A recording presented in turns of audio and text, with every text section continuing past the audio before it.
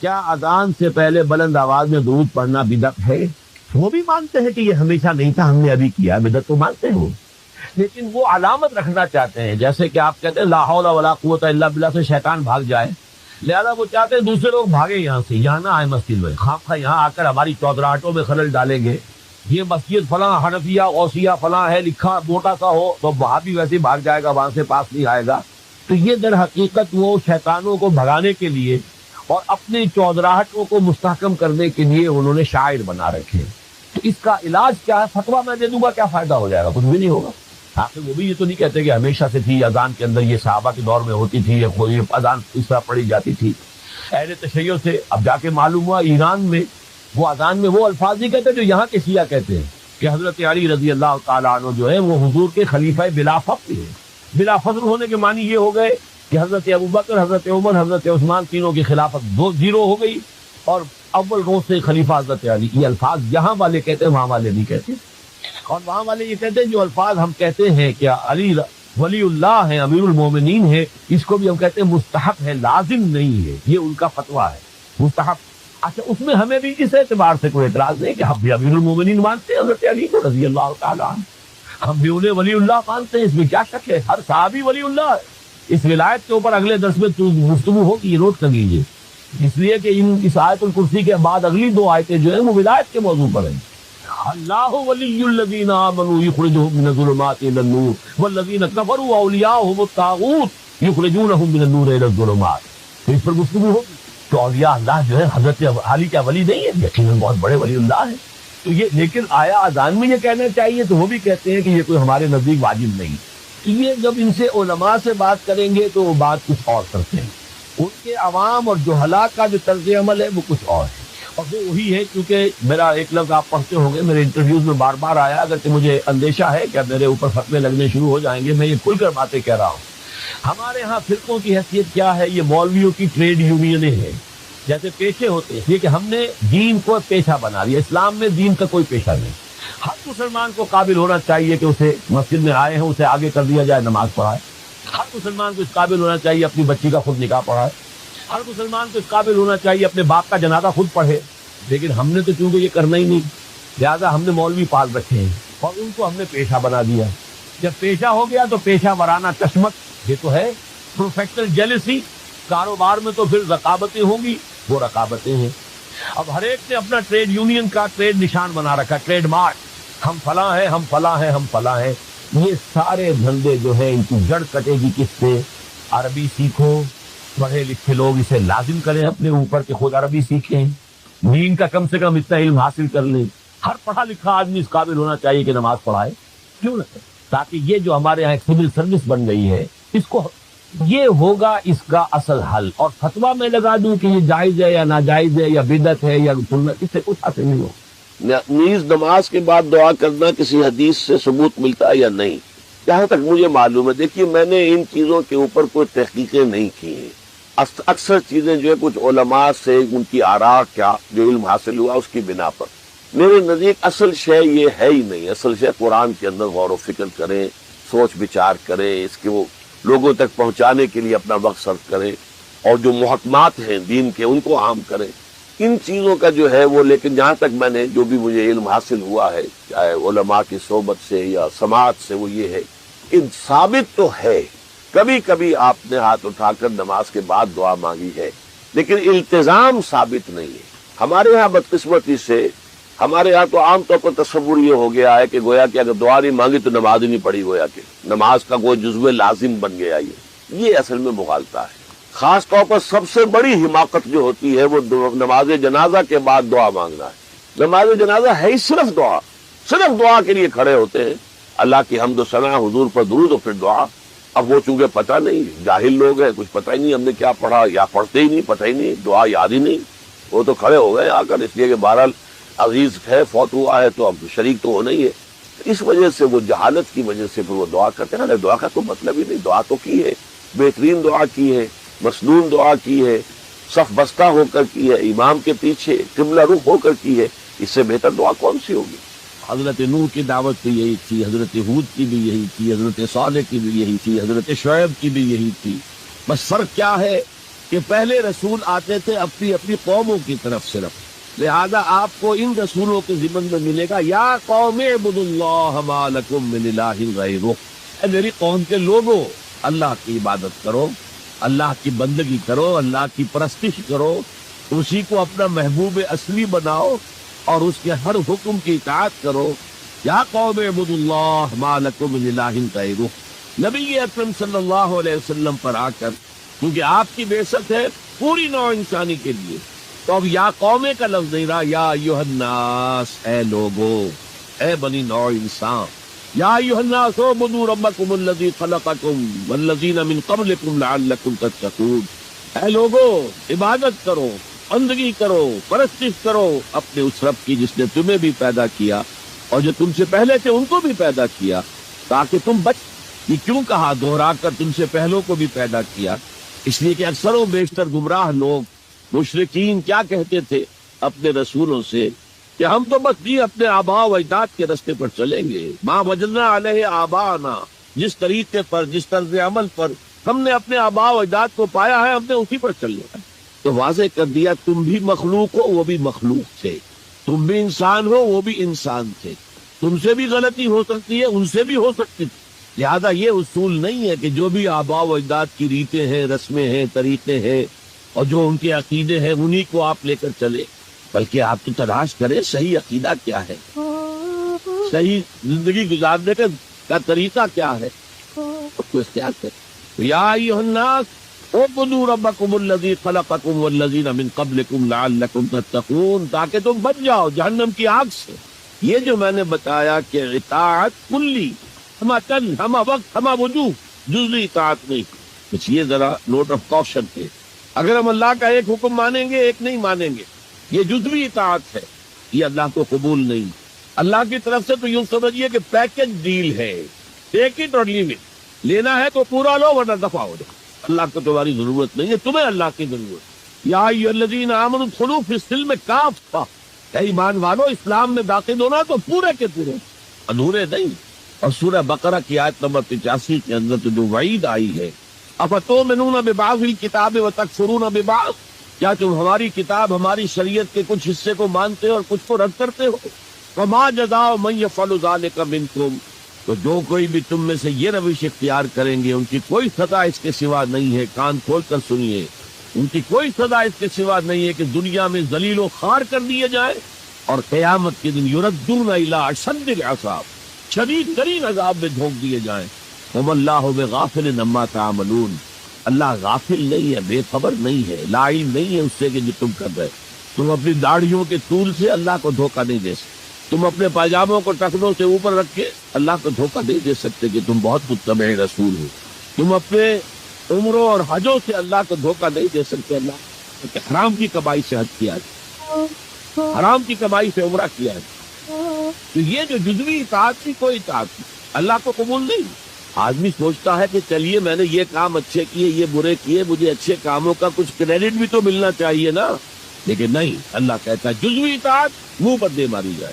اور جو دنیا کی سزا ہے وہ تو ہم اپنی آنکھوں سے دیکھ رہے ہیں، 130 140 یا 150 کروڑ مسلمان دنیا میں، ذرا اندازہ کی، لیکن ہماری رائے کی کوئی اہمیت ہے؟ بین الاقوامی معاملات میں کوئی ہم سے مشورہ دیتا ہے کیا؟ آپ کا کیا خیال ہے؟ کس نمی پرست کے بھیا کیستی، ایسے بھی ملک سے کہنا چاہیے اب تو ان کا حال پتلا ہے، دولت کے انبار تھے ان کے پاس، لیکن ان کا مذاق اڑتا تھا مغربی ممالک، تو چاہے سعودی بادشاہ ہو اور چاہے وہ UAE کے امیر ہوں، مذاق ہی اڑتا تھا، تو کوئی حیثیت۔ حالانکہ کتنا بڑا رقبہ ہے انڈونیشیا کے آخری جزیروں سے لے کر موریتانیہ تک، سالڈ اسلامی آبادی، مسلمان آبادی۔ آپ کہیں گے کہ یہ بھارت جو ہے اس میں تو اکثریت تو نہیں ہے، لیکن 15 کروڑ یا 18 کروڑ تو آدمی یہاں موجود ہیں، لیکن کوئی عزت کوئی حیثیت دنیاوی اب بین الاقوامی سطح۔ بہرحال یہاں بھی ہے لوگ کھاتے پیتے لوگ ہیں، ان کی اپنی کچھ عزت ہے اپنے معاشرے کے اندر، لیکن بحیثیت امت، بحیثیت قوم کیا حیثیت ہے بات؟ تو اللہ خزی فی الحیات دنیا، وہ تو ہماری نگاہوں کے سامنے موجود ہے۔ اب قیامت کے دن کے بارے میں جو دھمکی اللہ نے دی ہے، وہ یوم القیامت یردون الی اشد العذاب، قیامت کے دن شدید ترین عذاب میں جھونک دوں گا۔ اس پر اللہ سے معافی طلب کی جا سکتی ہے، دعا ہی کی جا سکتی ہے، اللہ ہم پر رحم فرمائی۔ یہ میں نے آپ کے سامنے رکھا ہے فارمولہ، اللہ کی اطاعت جمع اللہ کی محبت، یہ گو ٹو میک عبادت۔ یہی دو الفاظ آتے ہیں اللہ کے رسول کے لیے بھی صلی اللہ علیہ وسلم۔ اللہ کے رسول کی اطاعت یہ تو اسلام کا بنیادی تقاضا ہے، اطیعوا اللہ واطیعوا الرسول فإن تولوا فإن اللہ لا يحب الکافرین۔ اطاعت کرو اللہ کی، اطاعت کرو رسول کی، پھر اگر یہ منہ موڑ لے تو اللہ کو ایسے کافر بالکل پسند نہیں، تو کفر کا فتویٰ ہو رہا۔ لیکن اللہ کے رسول کی اطاعت کے ساتھ محبت کو جمع کیجئے۔ میں نے ابھی آپ کو حدیث سنائی ہے، حضور نے فرمایا لا یؤمن احدکم حتی اکون احب الیہ من والدہ وولدہ والناس اجمعین۔ تم میں سے کوئی شخص مومن ہو ہی نہیں سکتا جب تک کہ میں اسے محبوب تر نہ ہو جاؤں، اپنے باپ سے، اپنے بیٹے سے اور تمام انسانوں۔ تو اللہ کے رسول کی اطاعت جمع اس کی محبت۔ اس محبت کے ضمن میں ایک واقعہ یاد آیا جس سے اندازہ ہوگا کہ کس قدر اپنائیت تھی، کتنا قرب تھا حضور کے اور حضرت عمر فاروق رضی اللہ تعالیٰ عنہ کے مابین۔ ایک مرتبہ حضور دریافت کرتے ہیں حضرت عمر سے، عمر تمہیں مجھ سے کتنی محبت ہے؟ اب آپ سوچئے، ذرا سا بھی مغایرت کا باریک سا پردہ بھی اگر کہیں ہو تو کیا یہ سوال کیا جا سکتا ہے؟ تو انتہائی قریبی شخص سے ہی کیا جائے گا، تمہیں مجھ سے کتنی محبت؟ کیا آپ مجھے دنیا کے ہر انسان سے بڑھ کر عزیز فرمایا، اور اپنی جان سے؟ اب ذرا سا توقف کیا حضرت عمر نے، الان ہاں اب میں یہ بھی کہتا ہوں کہ آپ مجھے میری جان سے زیادہ عزیز۔ تو حضور نے فرمایا اب آئے ہو مقام مطلوب پر۔ تو رسول کی اطاعت جمع محبت، اس کا نام ہے اتباع، پیروی کرنا۔ فرق کیا ہے؟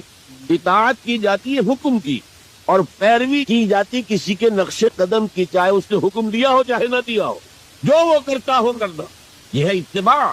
یہ اطاعت سے بہت بلند شے ہو گئی۔ مثال کے طور پر یہ چھوٹی چھوٹی مثالیں، اصل اتباع کیا ہے وہ میں بعد میں عرض کروں۔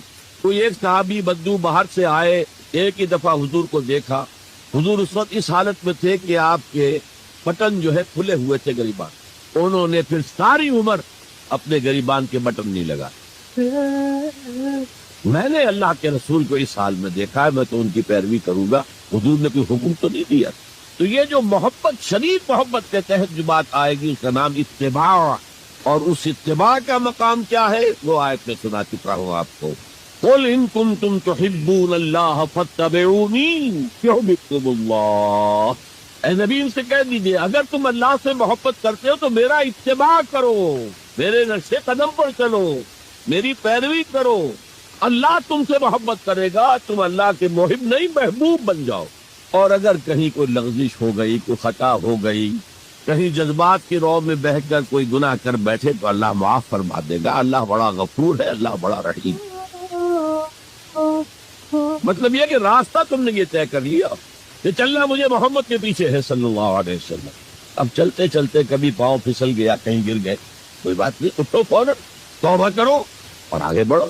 تو خطا اگر ہوتی جائے گی، کہیں لغزش ہو جائے، کہیں چلتے چلتے پاؤں پھسل جائے کیچڑ میں، یا کوئی کیلے کا ٹھیکا آ گیا پاؤں تلے، گر گئے، کوئی حد نہیں، اٹھو دوبارہ، لیکن نقش قدم جو ہے محمد کا صلی اللہ علیہ وسلم اس پر چلتا۔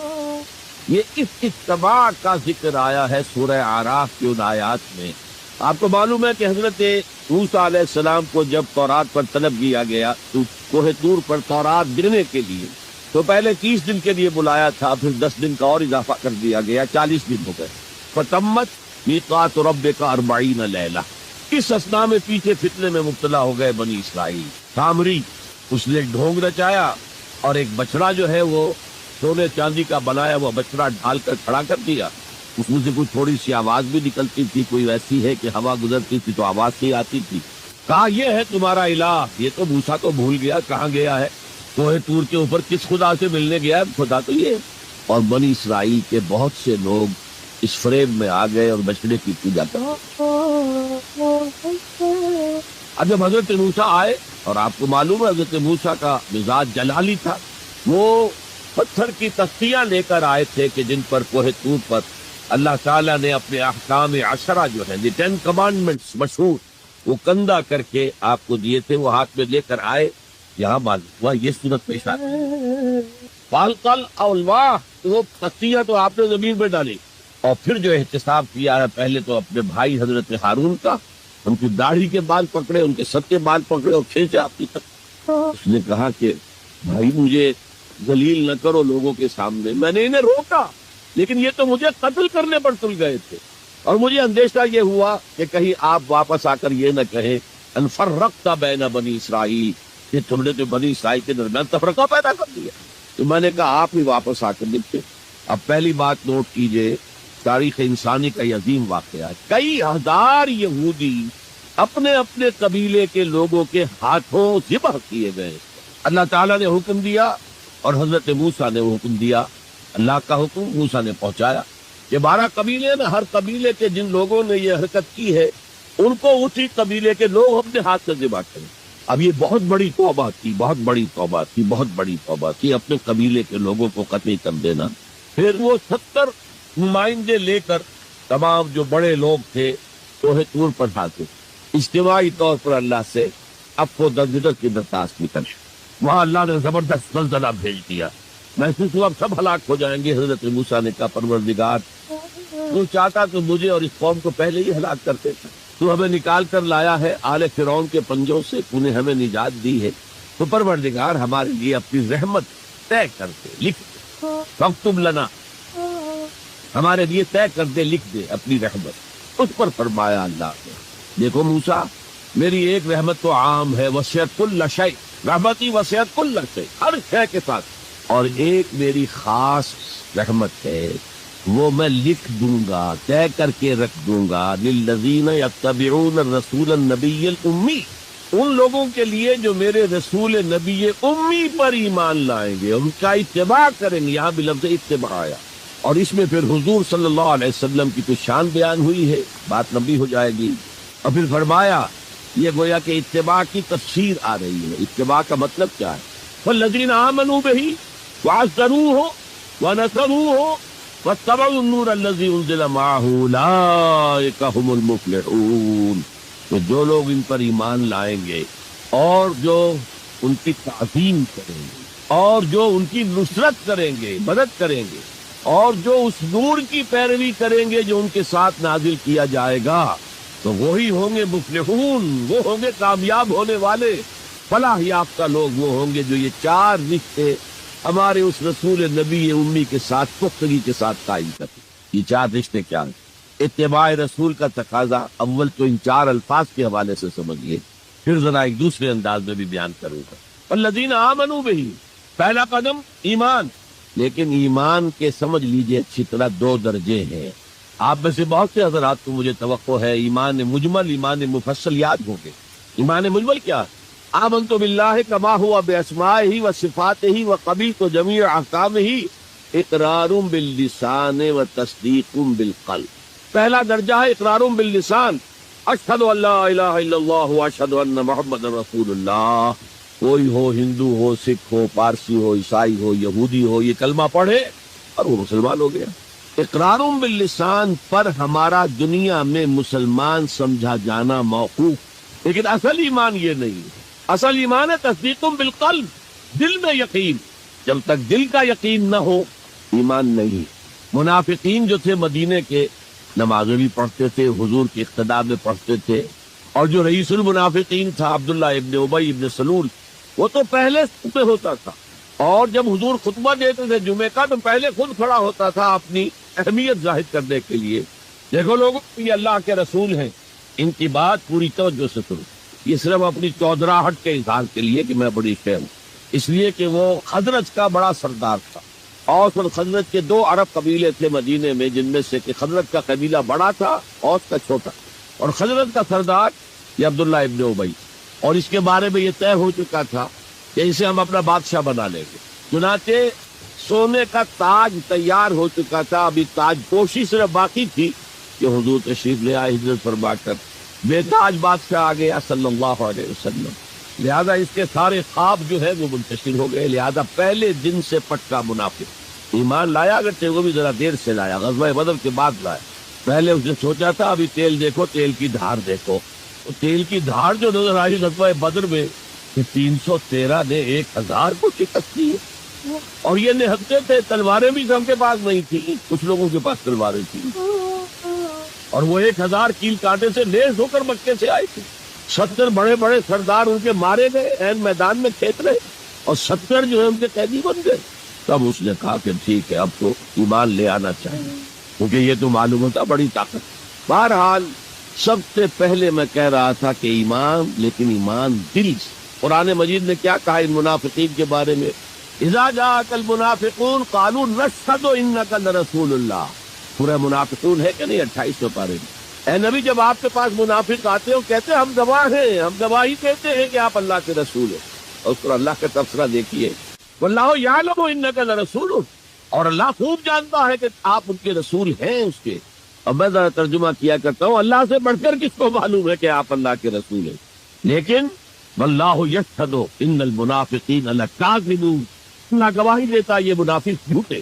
مسلمان تو وہ تھے، کلمہ گو تھے، حضور کی امامت میں نمازیں پڑھ رہے تھے، لیکن منافق تھے، اللہ نے منافق قرار دیا، دل ایمان سے خالی تھے، بلکہ ہوتے ہوتے دلوں کے اندر حضور سے عداوت پیدا ہو گئی، اہل ایمان سے عداوت پیدا ہو گئی۔ اسی سورہ مبارکہ میں آگے چل کر آتا ہم العدو فاحذرہم، اصل دشمن یہ ہے، یہ مارے آستین ہیں۔ جو کافر ہیں وہ تو باہر سے حملہ کرتے ہیں، پتہ چلتا ہے، سامنے سے آ کر لاٹھی مار رہا ہے کوئی آپ کو، یہ تو آپ کے آستین کے اندر بیٹھے ہوئے ہیں مسلمان بن کر، اور یہ وہاں سے ڈنک ماریں گے، مارے آستین۔ بہرحال اب ہم میں سے ہر ایک کو جائزہ لینا ہوگا، اپنے گریبان میں جھانکیں، اپنے دل کی گہرائیوں کو ٹٹولیں، یقین والا ایمان ہے ہمارے پاس یا نہیں؟ یہ یقین والے ایمان کا میں اگر آپ کو انگریزی میں ترجمہ کر کے بتاؤں تو شاید آپ زیادہ بہتر سمجھیں۔ Personal conviction, racial creed. ہم ایک نسل ہے، اپنے والدین سے ہم نے کچھ چیزیں سیکھی ہیں، والدین اس میں بلیو کرتے تھے، اللہ، رسول، قرآن، کتاب، جنت، دوزخ، قیامت، ہم بھی مانتے ہیں، بس اس ریشیل کریڈ۔ یہ تو ایک نسلی عقیدہ، اصل شے جو ضروری ہے پرسنل کنوکشن، اپنا یقین، ذاتی یقین۔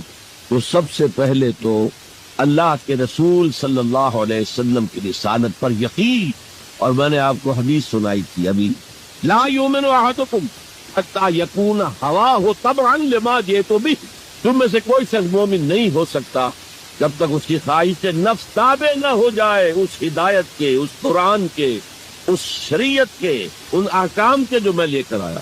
اگر خواہش نفس اوپر ہے اور اللہ کا حکم نیچے ہے تو مومن کہاں سے ہوئے تھے؟ اللہ کے حکم سے نماز تو پڑھتے ہو، روزہ رکھتے ہو، خودی کاروبار کرتے ہو، اور اللہ کے حکم کو پاؤں تلے رگڑتے ہو، یہ کیا اسلام ہے؟ یہ تو وہی ہے، افتؤمنون ببعض الکتاب وتکفرون ببعض فما جزاء من يفعل ذلك منكم الا خزي في الحیاۃ الدنیا ویوم القیامۃ یردون الی اشد العذاب۔ تو سب سے پہلا جو جائزہ ہمیں لینا ہے کہ محمد کی رسالت پر صلی اللہ علیہ وسلم ہمیں یقین ہے۔ یقین، تصدیق تو ہم کرتے ہیں، زبان سے کہتے ہیں، لیکن یقین، اس یقین کا نتیجہ یہ نکلے کہ پھر نفس کے سارے تقاضے نیچے ہو جائیں اور حضور کی لائی ہوئی ہدایت، حضور کی لائی ہوئی شریعت بالا پر ہو جائے۔ نمبر 2 فرمایا وَعَزَّرُوهُ، ان کی تعظیم کرے۔ آپ کی جناب میں کوئی گستاخی ہو جائے، ایمان کے لالے پڑ جائیں گے اور آخرت برباد ہو جائے۔ اس تعظیم میں کیا کیا چیزیں شامل؟ دیکھیے سورہ حجرات میں ابتدائی حصے میں تفصیل سے کہا گیا، یا ایھا الذین آمنوا لا ترفعوا اصواتکم فوق صوت النبی ولا تجهروا له بالقول كجهر بعضكم لبعض ان تحبط اعمالكم وانتم لا تشعرون۔ اے ایمان کے دعوے دارو، کبھی اپنی آواز کو رسول کی آواز سے بلند تر نہ کر دینا، تمہارے سارے اعمال حق ہو جائیں اور تمہیں پتہ بھی نہ چلے۔ میں نے کوئی گناہ کبیرہ تو نہیں کیا ہے، میں نے کوئی کفر تو نہیں کیا ہے، بس یہی ہوا نا کہ حضور کی آواز کے مقابلے میں اپنی آواز کو اونچا کر دی۔ لا ترفعوا اصواتکم فوق صوت النبی ولا تجهروا له بالقول كجهر بعضكم لبعض، بلند آواز سے جیسے آپس میں باتیں کر لیتے ہو ایسے کبھی بات نہ کر بیٹھنا۔ ان تحبط اعمالکم، کہ تمہارے سارے اعمال حبط ہو جائیں، اکارت چلے جائیں، ختم ہو جائیں، وانتم لا تعلمون، تمہیں احساس بھی نہ ہو کہ ساری پونجی لٹ گئی۔ اس آیت کا ہم پر اطلاق کیسے ہوگا؟ کبھی سوچا؟ صحابہ کرام تو یقیناً اس کے مخاطب اول تھے، ہم پر کیسے تھا؟ اگر ہماری گفتگو ہو رہی ہو، بحث ہو رہی ہو، میں کچھ کہہ رہا ہوں، آپ کچھ کہہ رہے ہیں، لیکن کوئی کہہ دے حضور نے یوں فرمایا ہے، فوراً چپ ہو جاؤ۔ اب اگر کہا نہیں میرا خیال یہ ہے، اب گویا کہ یہ حضور کی آواز سے آپ نے اپنی آواز اونچی کر، اپنا فکر، اپنا فلسفہ، اپنا فہم، اپنی سوچ، اپنی عقل۔ ہاں بعد میں تحقیق کر لو، یہ جو کہا تھا کہ حضور نے فرمایا، فرمایا بھی ہے کہ نہیں ہے، حدیث صحیح ہے کہ نہیں ہے، مستند ہے کہ نہیں ہے، لیکن اس وقت آواز بند کر لینا لازم ہوگا کہ اس کے بعد اقول نہیں کہہ سکتا میں یہ کہتا ہوں۔ اس کا تو مطلب یہ کہ آپ بد مقابل بد کا رسول کیا رہے۔ وَلَا تَرْفَعُوا أَصْوَاتَكُمْ فَوْقَ صَوْتِ النَّبِيِّ وَلَا تَجْهَرُوا لَهُ بِالْقَوْلِ كَجَهْرِ بَعْضِكُمْ لِبَعْضٍ أَن تَحْبَطَ أَعْمَالُكُمْ وَأَنْتُمْ لَا تَشْعُرُونَ۔ صحابہ کے بارے میں آپ نے سنا ہوگا کہ حضور کی محفل میں ایسے بیٹھے ہوتے تھے ساکت و سامت، جیسے کہ ان کے سروں پر پرندے بیٹھے ہوئے ہیں اور انہیں اندیشہ ہے کہ ذرا سا بھی ہلیں گے تو پرندہ اڑ جائے گا۔ اس قدر ادب حضور صحابہ سے سوال کرتے تھے، اور یہ آپ کا طریقہ تھا تعلیم کا کہ پہلے ایک سوال سامنے لایا جائے تاکہ ان کا ذہن کھلے، سوچے خود بھی۔ یہ تعلیم کا بہترین طریقہ۔ اس کے بعد ہوتا کیا تھا، جواب نہیں دیتے تھے، اللہ و رسولہ عالم، اللہ اور اس کا رسول بہتر جانتے۔ دوبارہ آپ پوچھتے تھے تو جو بھی سمجھ میں آتا تھا کہتے تھے۔ مجھے یاد آ رہی ہے ایک حدیث، اور اچھا ہے کہ وہ آپ سن لیں، اس لیے کہ عام شکایت یہ ہے کہ مذہبی لوگ معاملات میں اچھے نہیں ہوتے۔ مسجدیں بنوائیں گے، مسجدوں میں قالین بچھوائیں گے، وہاں پر فانوس لگوائیں گے، سب کچھ کریں گے، مدرسوں کی خدمت کریں گے، علماء کی خدمت کریں گے، لیکن معاملات، تجارت، کاروبار، بین الانسانی تعلقات عام شکایت ہے، اس کی وہ پرواہ نہیں کرتے، حقوق و لباد کا لحاظ دیں۔ تو حضور نے ایک مرتبہ پوچھا صحابہ سے، اتدرون من المفلس، تم جانتے ہو مفلس کون ہوتا؟ صحابہ نے جواب دیا، المفلس عندنا من لا درہم لہ ولا دینارا۔ حضور ہم اس شخص کو مفلس سمجھتے ہیں جس کے پاس درہم و دینار نہیں ہے۔ ہم گئے کہ روپیہ پیسہ نہیں ہے؟ فرمایا نہیں، میری امت کا مفلس وہ ہوگا جو بہت سی نمازیں لے کر آئے گا، بہت سے روزے لے کر آئے گا، بہت سے حج لے کر آئے گا، بہت سے عمرے لے کر آئے گا، لیکن اس کے ساتھ ہی قد شتم ھذا، فلاں شخص کو گالی دی تھی، واکل مال ھذا، فلاں شخص کا مال کھا لیا تھا، فلاں شخص پر تہمت لگائی تھی۔ اب وہ سارے دعوے دار آ جائیں گے، اللہ اس نے میرے ساتھ یہ کیا، ٹھیک ہے بھائی، اس کی نمازیں تم لے جاؤ، اور تو کچھ ہے نہیں، کوئی کرنسی تو ہے نہیں وہاں، نہ ڈالر ہے نہ یورو ہے، کچھ بھی نہیں، اعمال کی کرنسی ہے، دے کے تم لے جاؤ۔ کوئی اور دعوے دار آیا، روزہ وہ لے گیا، اس کے پاس کچھ نہیں رہا، دعوے دار اب بھی باقی ہے۔ اب ان کے گناہ جو ہے اس کے حساب میں پڑھنے شروع ہو جائے، یہاں تک کہ دوسروں کے گناہوں کے بوجھ تلے دب کر وہ جہنم میں جھونک دیا۔ یہ مفلس۔ تو یہ انداز تھا حضور کا سمجھانے کا، پڑھانے کا، فطری طریقے تعلیم۔ تو فالذین آمنوا بہ وعزروہ، تو وہ لوگ جو ایمان لائے ان پر اور جنہوں نے ان کی تعظیم کا حق ادا کیا، وَنَصَرُوهُ، یہ آئی ہے اب سخت بات، اور ان کی مدد کی۔ مدد کس کام میں؟ حضور اتنے غیور تھے کہ ذاتی کام میں کوئی مدد آپ کسی سے نہیں مانگتے۔ سیرت کی کتابوں میں آتا ہے کہ اگر آپ سواری پر ہوتے تھے اور آپ کا کوڑا نیچے گر جاتا تھا تو کسی سے یہ نہیں کہتے تھے کہ اٹھا کر ذرا مجھے پکڑا دو، آپ سواری سے اترتے تھے، اپنا کوڑا خود اٹھا۔ اور اس ضمن میں بھی سیرت النبی کا ایک واقعہ مجھے یاد آ رہا ہے، وہ میں آپ کو سنا دوں۔ جب ہجرت مدینہ کی اجازت آ گئی تھی عام لوگوں کے لیے، عام مسلمانوں کے لیے، چلے جاؤ جاؤ سب جاؤ مدینہ کی طرف، لیکن رسول اپنی جگہ نہیں چھوڑ سکتا وداؤٹ ایکسپریس پرمیشن آف اللہ۔ تو حضور کے لیے ابھی اجازت نہیں آئی۔ وہ یار غار تھے حضرت ابوبکر صدیق، وہ پوچھتے تھے حضور اجازت آ گئی؟ نہیں ابھی نہیں آئی۔ حضور اجازت آ گئی؟ نہیں ابھی نہیں آئی۔ حضرت عائشہ فرماتی ہیں کہ ایک روز دوپہر کے وقت حضور چلے آ رہے تھے، ہم حیران ہوئے۔ عربوں میں یہ آج بھی ان کی تہذیب جو ہے وہ یہ ہے کہ ظہر عصر کے درمیان نہ کسی سے ملنا، نہ کسی کے ہاں جانا، نہ وزٹ کرنا، دکانیں بھی بند اور قیلولہ کرتے، یہ ان کی تہذیب کا حصہ ہے۔ تو ہم حیران ہوئے، آپ نے اپنے سر کو ڈھانپا ہوا تھا کپڑے سے اور آپ تشریف لائے، اور آ کر آپ نے خوشخبری دی حضرت ابوبکر کو کہ ہجرت کی اجازت آ گئی۔ اب اس پر حضرت ابوبکر کو بڑی خوشی ہوئی، بڑے احساس مسرت کے ساتھ عرض کرتے ہیں، حضور میں نے 2 اونٹنیاں تیار کر رکھی ہیں، خوب کھلا پلا کے انہیں فربا کیا ہوا ہے، تکڑا کیا ہوا ہے۔ حضور تھوڑا سا توقف کر کے فرماتے ہیں، ٹھیک ہے لیکن ایک اونٹنی کی قیمت میں ادا کروں۔ حضرت ابوبکر رو پڑے، حضور مجھ سے بھی یہ مغائر کہ میری اونٹنی کی بھی آپ قیمت دینا چاہیں؟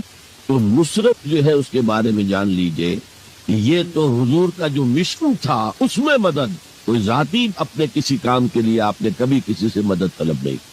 جو مشن اللہ نے ڈال دیا تھا کندھے پر، هو الذی ارسل رسولہ بالہدی ودین الحق لیظہرہ علی الدین کلہ ولو کرہ المشرکون، وہی تو ہے اللہ جس نے بھیجا ہے اپنے رسول محمد کو صلی اللہ علیہ وسلم الہدا دے کر، قرآن حکیم دے کر اور دین حق دے کر۔ صرف قرآن نہیں، دین حق۔ جو عربی سے واقف ہے کچھ لوگ وہ سوچتے ہوں گے جو واو جو آیا ہے درمیان میں، یہ واو تفسیری ہے، یہ واو عطف ہے۔ اگر یہ واو عطف ہے تو مغایرت ہو جائے گی، الہدا کچھ اور ہے، دین حق کچھ اور ہے، مغایرت لازم ہے معطوف اور معطوف علیہ کے اندر۔ وہ مغایرت کیا؟ صرف قرآن پر کوئی نظام نہیں بن سکتا، نظام بنتا ہے جب قرآن پر سنت رسول کا اضافہ کیا۔ لہذا دین حق صرف قرآن نہیں ہے، قرآن مما سنت رسول صلی اللہ علیہ وسلم اب نظام بنتا ہے۔ جیسے قرآن میں کتنی دفعہ کہا اقیموا الصلاۃ اقیموا الصلاۃ اقیموا الصلاۃ الذین یقیمون الصلاۃ، کتنی مرتبہ۔ لیکن کیا نماز کا کوئی نظام بن سکتا ہے قرآن کی بنیاد پر؟ کیا یہ نماز کے 5 اوقات معین ہو سکتے ہیں یقین کے ساتھ؟ اشارات تو ہیں، لیکن یہ کہ کیا یقین کے ساتھ 5 کا یہ معاملہ؟ یہ تو معلوم ہے کہ قیام بھی ہے، رکوع بھی ہے، سجود بھی ہے، ترتیب کیا ہے یہ کسی قرآن مجید کی آیت سے ثابت ہوتا؟ پھر ہر رکعت میں رکوع ایک ہے، سجدے 2 ہیں، یا تو سجدہ بھی ہو یا رکوع بھی 2 ہو، لاکھ اختلاف ہو جاتے۔ یہ جو 1400 برس ہو گئے، کہیں پریڈ ٹوٹتی ہے؟ اگر یہ ہوتا کسی کے نزدیک رکوع بھی 2 ہے تو ایک رکوع کے بعد دوسرا رکوع کرتا، باقی لوگ گئے ہوتے سجدے کے اندر، ٹوٹ گئی نا پریڈ۔ اور کسی کی رائے یہ ہوتی کہ سجدہ بھی وہ کی ہے تو وہ ایک سجدہ کر کے کھڑا ہو جاتا، دوسرے ابھی دوسرا سجدہ کر رہے ہیں، تو وہ کہہ سکتا تھا کہ یہ ناداں گر گئے سجدے میں جب وقت قیام آیا، اب تو وقت قیام آ چکا تھا۔ ایسا اختلاف۔ سن 62 میں پہلی مرتبہ جب حج پر گیا ہوں تو سب سے بڑا تاثر میرا یہی تھا کہ 1400 برس ہو گئے ہیں اور امت کتنے وسیع کی علاقے میں پھیلی ہے، ہر نسل کے لوگ اس میں آئے ہیں، ہر رنگ کے لوگ آئے ہیں، ہر جغرافیائی پس منظر کے لوگ آئے ہیں، ہر تاریخی پس منظر کے لوگ آئے ہیں، لیکن یہ نماز میں کوئی فرق نہیں، نماز ٹوٹتی نہیں کہیں، ایک پریڈ چل رہی۔ تو نماز کا بھی نظام سنت کے بغیر نہیں بنتا، تو نظام زندگی، مکمل نظام زندگی وہ قرآن پر سنت کے اضافے سے وجود میں آئے گا۔ اس لیے قرآن کو علیحدہ کہا اور دین الحق کو علیحدہ کہا۔ اور دین الحق کسے کہتے ہیں؟ دیکھیے دین کے بنیادی معنی ہیں جزا و سزا، مالک یوم الدین، ہم پڑھتے ہیں کہ نہیں؟ ارأیت الذی یکذب بالدین، تم نے دیکھا اس شخص کو جو جزا و سزا کا منکر ہے۔ اب یہ جزا و سزا یقیناً کسی قانون کے تحت ہوتا ہے، اور قانون کا ساتھ تصور ہے قانون بنانے والا کون ہے؟ جس کو آپ مانیں گے قانون بنانے والا اور اس کی اطاعت میں پورا نظام زندگی دے دیں گے، اس کا دین ہے جو آپ نے اختیار کیا ہے۔ قرآن مجید میں مرکب اضافی کی شکل میں اس دین کی نسبت یا بادشاہ مصر کی طرف ہوئی ہے یا اللہ کی طرف ہوئی ہے۔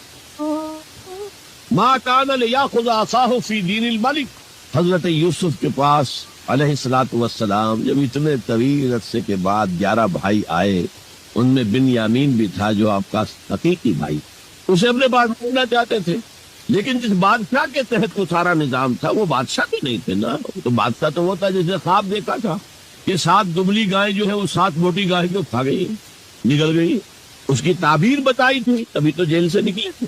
اب یہ کہ بہت بڑے افسر تھے، بڑے وزیر تھے، آپ انہیں جو چاہیں کہہ لیں، لیکن بادشاہ تو نہیں تھے نا، نظام تو بادشاہ کا تھا، اور بادشاہ کے قانون کے مطابق وہ باہر سے آئے ہوئے کسی شخص کو اپنے پاس روک نہیں سکتے تھے۔